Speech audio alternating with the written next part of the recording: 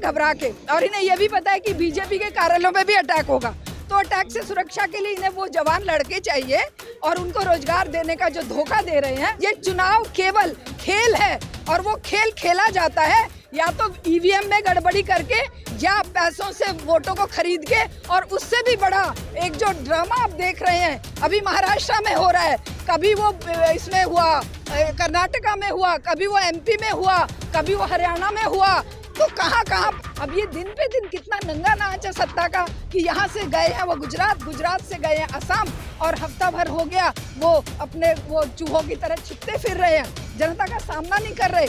अरे आ जाओ ना, तुम मैदान में आ जाओ। विधायक कहने की बजाय क्या कहूँ कि वो शर्म आती है ऐसे विधायकों को अपने प्रतिनिधि कहते हुए, जो बिकने के लिए चुप कर बैठे हैं। 50-100 करोड़ रुपए उनके खातों में चले जाएंगे, उनके पास चले जाएंगे, वो बिक जाएंगे, या ईडी और सीबीआई या सरकारों से डर कर वो अपनी गिरफ्तारी के, क्योंकि ये सारे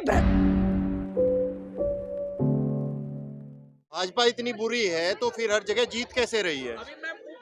आजमगढ़ जीत गए, रामपुर जीत गए, इतनी भाजपा। देखिए, चुनावी राजनीति को आप इस जनता का मापदंड नहीं मान सकते, क्योंकि भगत सिंह ने भी कहा था कि ये देश एक आंदोलन मांगता है और आज़ादी आंदोलन से भी बड़ा आंदोलन अगर नहीं हुआ तो वो आज़ादी केवल मुट्ठी भर लोगों की आज़ादी होगी। वो अडानी, अंबानी, गोयंका, सिंघानिया, बजाज, मित्तल, इनकी आज़ादी होगी, वो जनता की आज़ादी नहीं होगी। और उस गुलामी को पुख्ता करने के लिए ये अपने मुखौटे बदलते रहते हैं। पहले मुखौटा थोड़ा मैला हो गया, बीजेपी का मुखौटा ले आए, अब बीजेपी का मुखौटा मैला हो रहा है तो ये किसी और का मुखौटा पहन लेंगे। सत्ता रहेगी उन मुट्ठी भर पूंजीपतियों के हाथ में और मुखौटे बदलते रहेंगे, तो चुनाव में मुखौटे बदलने का काम हो रहा है। इन चुनावों को आप जनता की अभिव्यक्ति मत समझिए, ये चुनाव केवल खेल है और वो खेल खेला जाता है या तो ईवीएम में गड़बड़ी करके या पैसों से वोटों को खरीद के, और उससे भी बड़ा एक जो ड्रामा आप देख रहे हैं अभी महाराष्ट्र में हो रहा है, कभी वो इसमें हुआ, कर्नाटका में हुआ, कभी वो एमपी में हुआ, कभी वो हरियाणा में हुआ, तो कहाँ कहाँ पर आप इस चुनाव को मानेंगे कि ये जनता की अभिव्यक्ति है?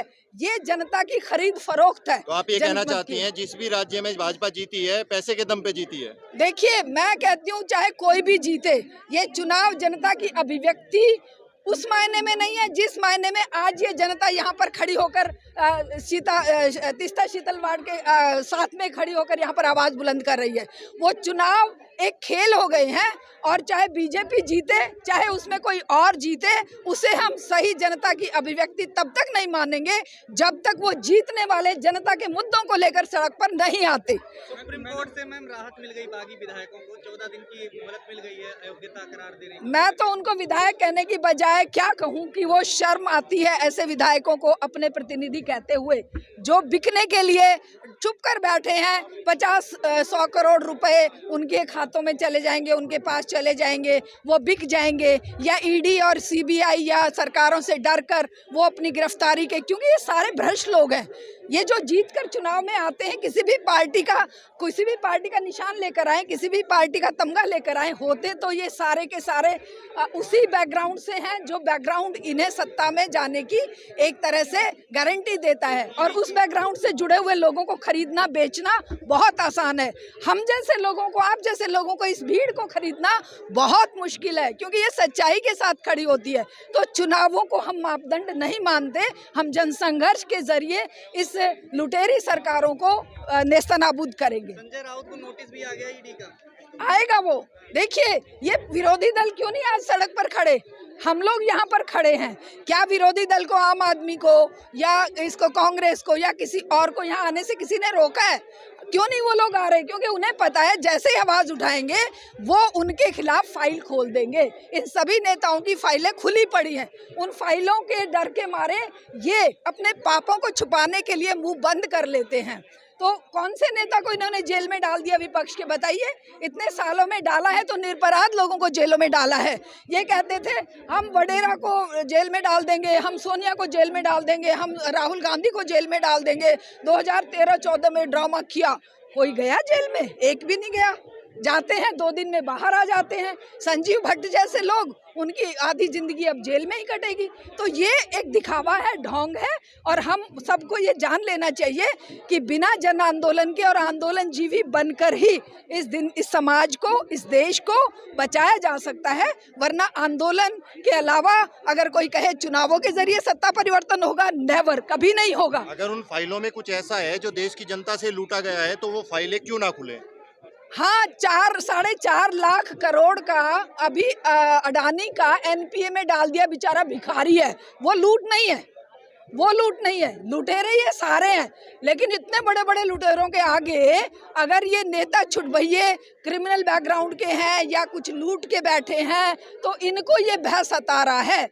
लेकिन वो भय से मुक्त होकर हिम्मत नहीं जुटा पा रहे हैं कि वो तीस्ता सीतलवाड़ की तरह सुप्रीम कोर्ट से टक्कर ले सकें, कि वो किसी निरपराध 2000 लोगों के हत्यारों के खिलाफ आवाज उठा सकें जो आज सत्ता में हैं। तो ये कायर लोग हैं जिनकी फाइलों से डर के ये उनके दुम हिलाने वाले उनके गिरवी रखे जाते हैं और जाकर वहाँ असम में जाकर अपनी 5 स्टार होटल में छुट्टियां मना रहे हैं, डरे और सहमे बैठे हुए हैं। तो ऐसे लोगों को हम क्या कहेंगे? हम तो प्रतिनिधि कहते हुए हमें शर्म आती है, पूरा वर्ल्ड थूक रहा है। 40 विधायक लगभग उससे ज्यादा आ गए हैं तो समर्थन में, तो उनको विधायक तो कहेंगे ही क्योंकि समर्थन प्राप्त हो रहा है। देखिए, ये खेल है भाई, इस खेल को जितनी जल्दी जनता समझ ले और इनको ठोकरे मारे। इनके ये जब चुनाव की रामलीला करते हैं ना, जब ड्रामा करते हैं चुनाव का, उस समय क्योंकि किस एमपी एमएलए का ये भरोसा है कि ये उनके प्रतिनिधित्व करके और इनकी आवाज़ उठाएगा, इनके लिए बेरोजगारी, महंगाई या किसी और मुद्दे को, शिक्षा के मुद्दे को या युवाओं के अब अग्निपथ जैसे मुद्दे को उठाकर खड़ा होगा। ये खड़े नहीं होंगे अगर इनके पास ये एहसास ही नहीं है जनता के दुख दर्द का। तो किस बात के ये प्रतिनिधि हुए? 40 की बजाय चाहे मैं कहती हूँ सैकड़ों हो जाए तब भी क्या जनता को फर्क पड़ता है? क्योंकि जनता तो एकदम विमुख होकर बैठी है कि भाई खेल खेलो तुम।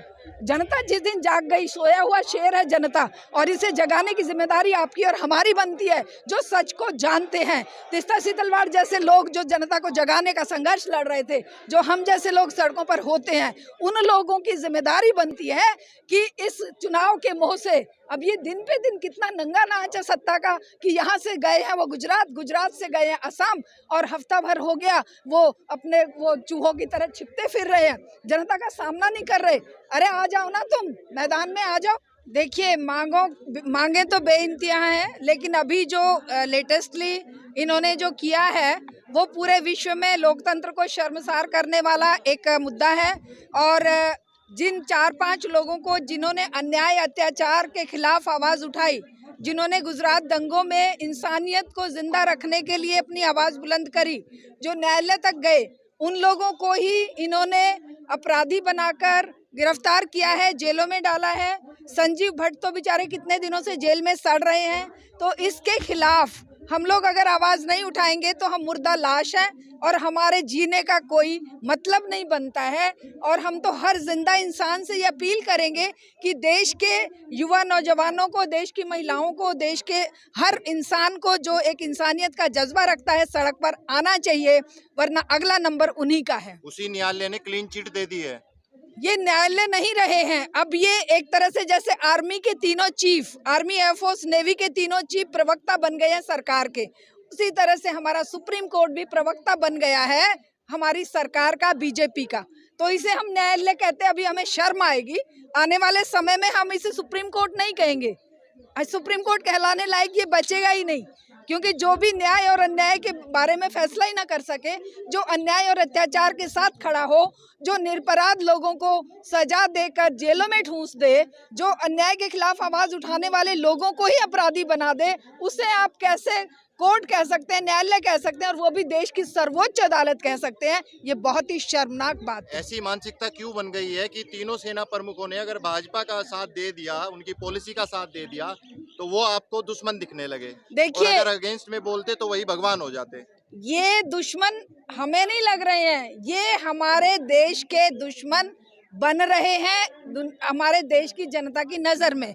क्यों जानते हैं? सेना को ये, क्योंकि मैं एक सैनिक की पत्नी हूँ, मेरे हस्बैंड 30 साल एयरफोर्स में सेवा किए हैं।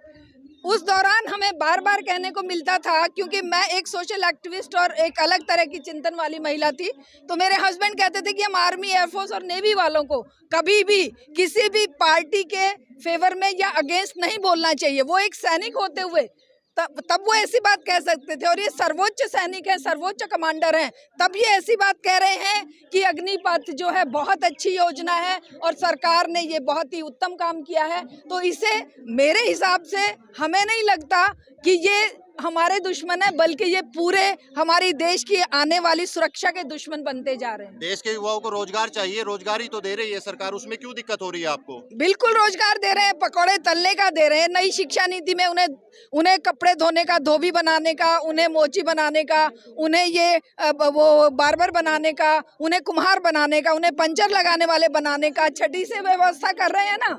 अब ये जो बचे हुए लड़के हैं जो अभी तक जवान अपने बेचारे गांव में अच्छे दही दूध खा के, घी खा के अपनी सेहत बना के दौड़े लगा रहे थे, इन्हें वो खतरा दिखाई दे रहे हैं क्योंकि वो रोजगार मांग रहे हैं। अब वो रोजगार मांग रहे हैं, इसलिए उनको अब सेना में चार साल के लिए एक बेवकूफ़ बना के धोखा दे दो, उसके बाद फिर उनके हाथ में डंडा दे के या तो बीजेपी के दफ्तर के बाहर खड़ा कर देंगे, या फिर जो सिलोज में किसानों का अनाज भर के ये चोरी करके, चोरी मतलब कौड़ियों के दाम अनाज को खरीदेंगे और वहां पर सुरक्षा के लिए फिर ये उन अग्निवीरों को लगाएंगे जिनको ये 4 साल की बंदूक चलाने की ट्रेनिंग दे रहे हैं। क्योंकि अभी किसान आंदोलन के समय देखा गया कि उनके सिलोज पर, उनके जो टावर्स थे अंबानी के, उन पर, रिलायंस के, और इनकी जो भी मॉल्स थे उन पर लोगों ने अटैक किया। अब इस अटैक से घबरा के, और इन्हें यह भी पता है कि बीजेपी के कार्यालयों पे भी अटैक होगा, तो अटैक से सुरक्षा के लिए इन्हें वो जवान लड़के चाहिए, और उनको रोजगार देने का जो धोखा दे रहे हैं